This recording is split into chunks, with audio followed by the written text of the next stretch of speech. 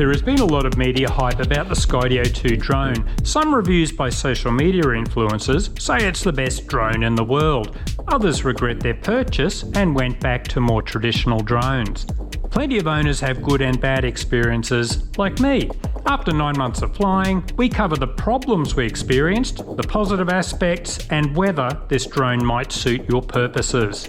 We obviously have a focus on using the drone to film motorbikes. I have 2 friends who use this drone too. They concur with my experiences.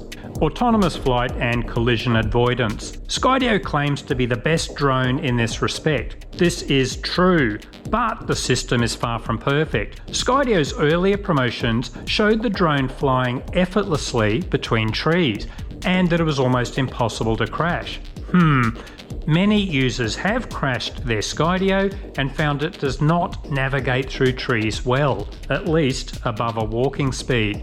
Thankfully, Skydio has downgraded their claims now, and they have introduced Skydio Care. This reduces the cost of repairs or replacement for drones that have crashed, landed in water, or flown away.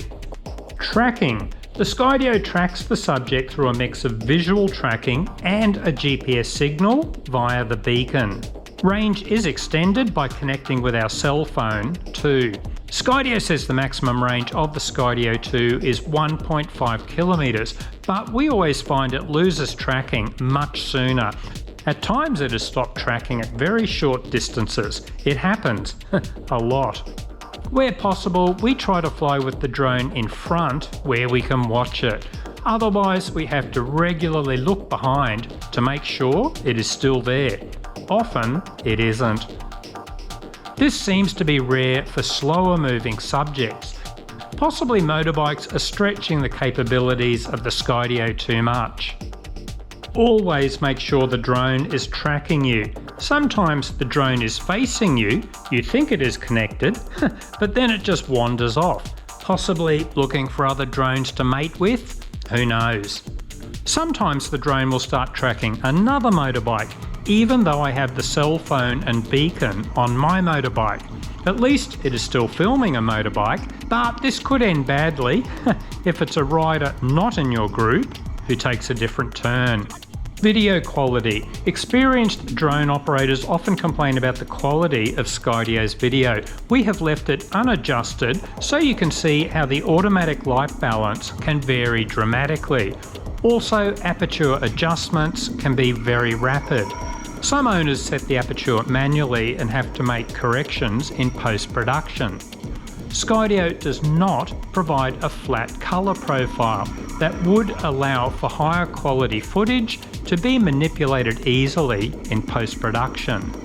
We mainly use the beacon to direct the movements of the Skydio. It usually works quite well, however there are times the artificial intelligence takes over and the drone becomes quite erratic. We want a lower altitude, it will suddenly fly up, and vice versa. You direct it to the left, but it goes to the right. This can be unnerving. I always try to avoid certain obstacles, but occasionally the drone will decide to do the opposite. Make sure your phone is compatible with the drone before you buy. My phone supposedly met the requirements, but it wouldn't work, and Skydio said, "Oh, that Nokia model doesn't work. Buy a new phone." I asked, "Why don't you publish a list of non-compliant phones?" No answer. Another $400 added to the cost of my drone. Dope. This all sounds very negative, doesn't it?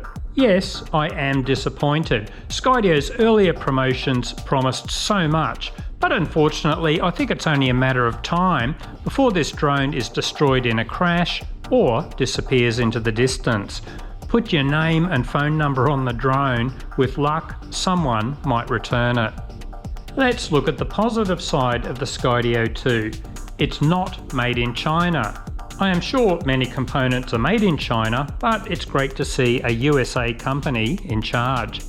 It is simply the best autonomous drone currently available. Nobody else comes close. Yes, there are plenty of problems, but you can get great shots without being an experienced drone operator. Ditto for the obstacle avoidance. No other drone comes close. Yet. Motorbikes do sometimes push the capabilities of the Skydio too far, but for most other sports, the Skydio is a clear winner in this respect. Who shouldn't buy this drone? If you prefer manual flight, don't buy the Skydio. It is geared toward autonomous flight. If you want professional level video quality, the Skydio camera just isn't that great. However, the average user will find the video footage is acceptable. Riding a motorbike in forests or around a lot of trees, you will get frustrated and eventually crash it. If you are walking or cycling at moderate speeds, you may find it works okay in forests. See YouTube for examples, but remember most YouTubers delete all the footage of going back to find their trapped drone. Who should buy this drone? Anyone who loves the idea of an autonomous drone. In wide open spaces, it really can perform well.